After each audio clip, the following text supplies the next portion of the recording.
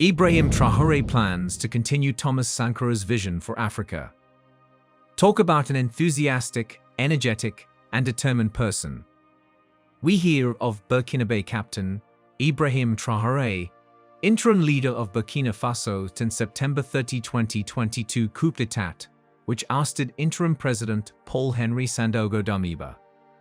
Traoré, who is now 34, is currently the youngest serving president in the world. He assumed office on October 6, 2022, as interim president of Burkina Faso, and on September 30, 2022, as incumbent president of the Patriotic Movement for Safeguard and Restoration. Shortly after staging a coup against Damiba's administration in September 2022, Traoré acknowledged that his age would be a subject of discussion among those questioning his presidential credentials. He stated, "I know that I am younger than most of you here. We did not want what happened, but we did not have a choice," he told government officials in October 2022. Fast forward to July 28, 2023, when everyone thought the shine on him had faded. Burkina Faso's interim head of state Captain Ibrahim Traoré delivered a powerful address at the Second Russia-Africa Economic and Humanitarian Forum, calling for greater sovereignty, food security, and recognition of Africa's historical contributions. His speech brought everyone to compare him to the legendary Burkinabé Pan-Africanist leader, Thomas Isidore Nol Sankara, suggesting that Traoré's rhetoric mirrored the fervor and dedication to African autonomy and prosperity that characterized Thomas Sankara's vision. At this point, takes us down memory lane when Thomas Sankara said, "Kill Sankara, and 1,000 of Sankaras will be born," in 1987. Thomas Sankara's vision was promoting the well-being of the poorest people in the country by eliminating corruption and dominance of former French colonial power. As a sign of this rebirth, he went ahead to change the country's name from Upper Volta Republic to Burkina Faso, meaning Hand of Incorruptible People, with its people called Burkinabé, meaning upright people. From Captain Traoré's speech, we could clearly see he shares the same vision with Thomas Sankara and is quite determined to continue that vision. A few things Ibrahim Traoré plans to do so as to continue Thomas Sankara's vision are by 1. Prioritizing education. He believes that education is key to empowerment and nation building, and he proposes investing more in schools, improving access to quality education for all, and promoting vocational training to create skilled laborers. 2. Addressing inequality. To address inequality, Traoré aims to work towards fair wealth distribution, ensuring that the benefits of economic growth reach every citizen no matter who you are. 3. Improving healthcare.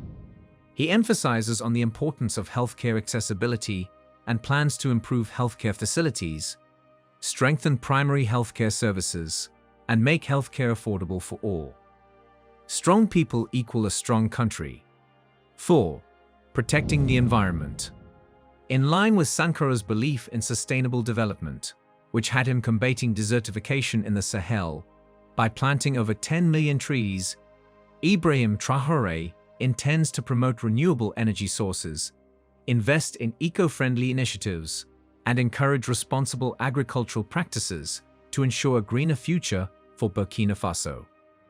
In addition, just like Thomas Sankara's foreign policy centered on anti-imperialism, he rejected aid from organizations such as IMF.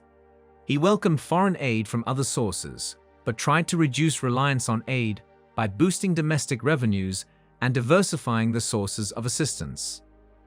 In the same way, so did Ibrahim Traoré had this to say to other African heads of state at the Russian-Africa Summit. At the next forum, we must not come here without having ensured the self-sufficiency of food supply for our people. We must learn from the experience of those who have succeeded in achieving this. Traoré is confident that with the support of passionate individuals, he can honor Sankara's legacy and create a Burkina Faso that Sankara would be proud of. In addition, just like Thomas Sankara's foreign policy centered on anti-imperialism, he rejected aid from organizations such as IMF. He welcomed foreign aid from other sources, but tried to reduce reliance on aid by boosting domestic revenues and diversifying the sources of assistance. In the same way, did Ibrahim Traoré have this to say to other African heads of state at the Russian-Africa Summit, and I quote, "Yesterday, July 27, President Vladimir Putin announced that free grain would be shipped to Africa. This is pleasing, and we say thank you for this. However, this is also a message to our African heads of state. At the next forum, we must not come here without having ensured the self-sufficiency of food supply for our people. We must learn from the experience of those who have succeeded in achieving this." On social media, Ibrahim Traoré has been referred to as Sankara's incarnate with respect to the Lycan policy had by Sankara in the early 1980s. Whereas hunger remains one of Burkina Faso's main challenges today, insecurity still is an even bigger problem. Ibrahim Traoré has vowed to fight extremist violence and has called for support from new allies, including Russia. He says his soldiers need training, equipment, and intelligence gathering to up their game against the militant extremists.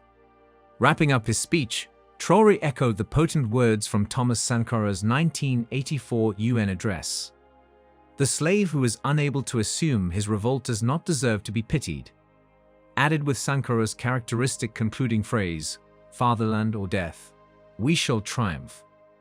These statements did not waste time to swiftly spread through social media platforms and strike a chord in the hearts and souls of African youths. If this is the spirit that Ibrahim Traoré seeks to ignite, not just within his own nation, but across the entire African continent, his plea is for a future where Africa is no longer subjected to external exploitation, but instead stands strong as a federation of nations that are self-reliant, resilient, and recognized equitably on the global stage. As suggested in Traoré's address, this is not just aspirational, but essential for the survival and progress of the continent. Hopefully, this rallying cry does more than just stir the dormant and resilient spirit of the African people. It encapsulates the very soul of a continent that remains steadfast in its pursuit of dignity, autonomy, and prosperity, in spite of the hurdles past and present. You sure can't do the talking without actions. Amid all the praise, some political observers say that Traoré has not yet done something concrete for the people of Burkina Faso to draw strong approval. As of now, no one can tell what's motivating Ibrahim Traoré, if they are more of personal interest or patriotic national interest. His motivation remains unclear. Ibrahim is confident that with the support of passionate individuals, he can honor Sankara's legacy and create a Burkina Faso that Sankara would be proud of. Nevertheless, Ibrahim Traoré has promised to return power to civilian authorities in Burkina Faso come July 2024. What a wonderful time to be alive as a Burkinabé. Share your thoughts with us in the comments. What do you think about Ibrahim Traoré's vision? Also make sure to like the video and subscribe for more interesting content as we upload daily videos.